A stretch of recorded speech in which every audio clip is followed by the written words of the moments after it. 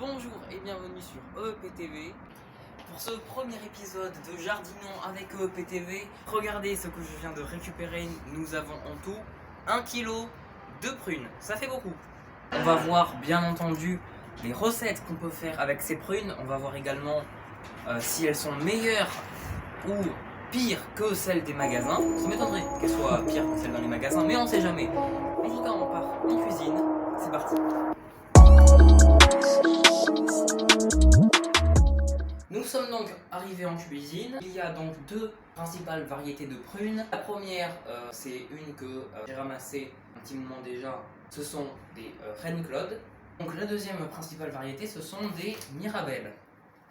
L'objectif pour avoir une prune de qualité et sucrée, que la peau soit un petit peu craquelée, celle-là, elle est parfaite.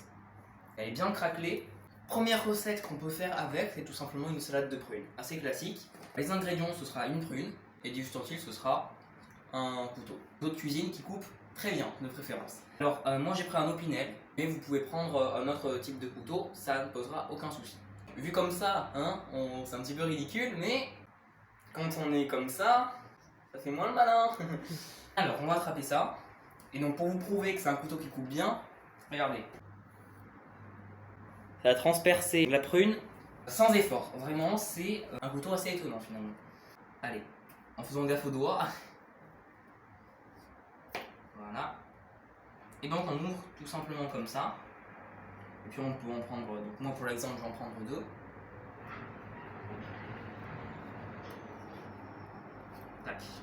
Nickel. On enlève le noyau de préférence si vous voulez pas vous étouffer. Donc là, on va couper ça en petites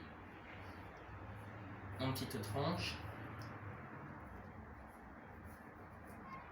Donc une fois que vous avez été chercher votre ramequin, vous allez mettre tout simplement les prunes dedans. On attrape la crème fouettée. Et on en met une bonne quantité.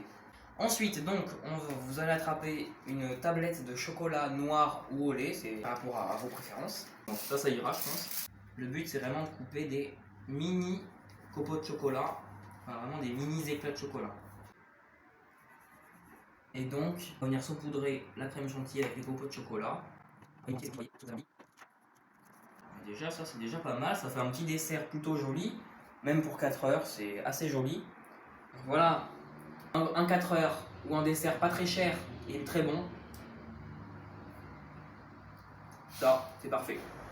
Pour cette deuxième partie de cette émission, nous allons voir comment entretenir des rosiers et cela super facilement. Enlever l'herbe, le taillage et la cueillette, nous allons voir ça ensemble. Premièrement, il faut enlever l'herbe, donc pour ce faire, vous allez devoir utiliser une cisaille et on va venir prendre l'herbe à pleine main comme ça. Il ne faut pas hésiter à bien arracher l'herbe et puis on va venir le tenir comme ça et on appuie en plusieurs fois. Et voilà. Donc on fait ça pour toute la partie qui est dans le rosier. Donc par exemple, vous voyez ça, il y a cette plante là qui vient se mettre au milieu du rosier. C'est pas bon et il faut la couper. Et voilà.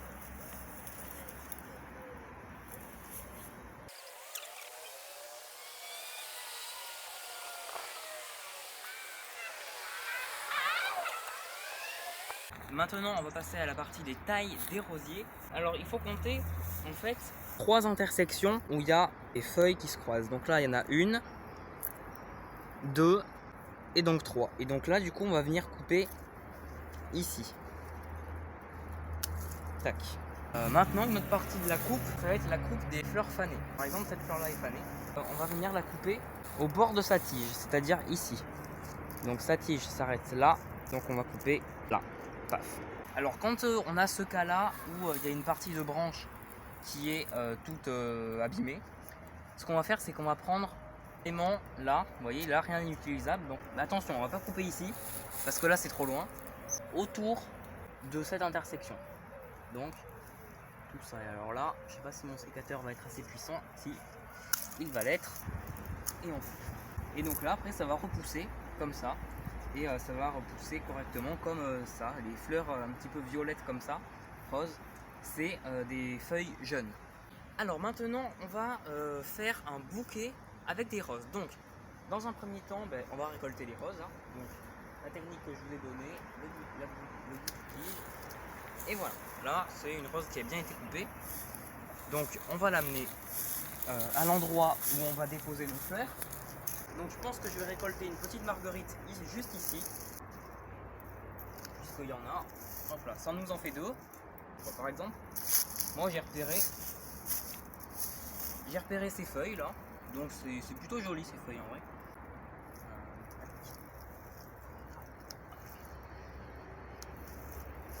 Voilà. Dernière chose qu'on va pouvoir rajouter à notre bouquet, ça va être tout simplement des petites fougères comme ça, des feuilles de fougères. Alors attention, vous n'allez pas prendre là, vous allez prendre vraiment le bout du pied, le bout de la feuille. Voilà. Ça c'est une feuille de fougère qui a été coupée correctement. Et là, deux feuilles de fougère, pas mal. On voit bien les pores de la fougère, c'est ces sortes de petites graines qui, au printemps, quand elles vont tomber, donc là elles sont pas encore à maturité les graines, mais au printemps, d'ailleurs là on en voit plein, hein, on en voit plein de pores. Et donc quand elles vont tomber au printemps, ça va faire comme des petites graines. Il va y avoir d'autres fougères qui vont pousser et bon là elles sont loin d'être mûres. Mais donc du coup c'est la fin de ce premier épisode de Jardinons avec OPTV. A plus.